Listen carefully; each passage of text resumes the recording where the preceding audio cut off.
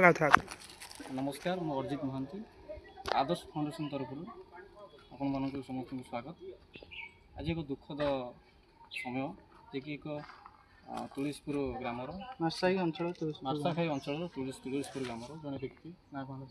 मनोरंजन साहू घरे short circuit होकर दीर्घ 4 दिन है घर स्वतंत्र संपूर्ण भाव में ध्वंसा विशेष बहुत जिन क्षयक्षतिर सामना से कर बहुत दुखद परिवार सी बढ़ुं किंतु यही मुहूर्त आम आदर्श फाउंडेशन तरफ आम जहाँ पार्चु जी आम द्वारा संभव से आम सहयोग हाथ बढ़ाइछु किंतु मुख्य कथा हूँ रही से घर आना बर्तमान से कौन एक अस्थायी घर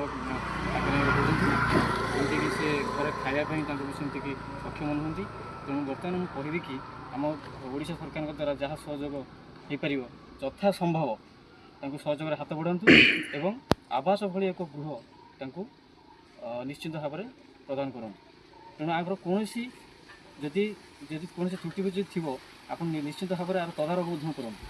किसी लोक जे कि कौन माने समस्यार समाधान नक अन्य लोक मत घर पहुँचाऊँ किंतु दुखद मुहूर्त लोक मैंने अवस्था घर पहुँची पार तेणु मुझे ये कहबी घर निश्चित भाव में प्रदान करा जाऊ एवं ये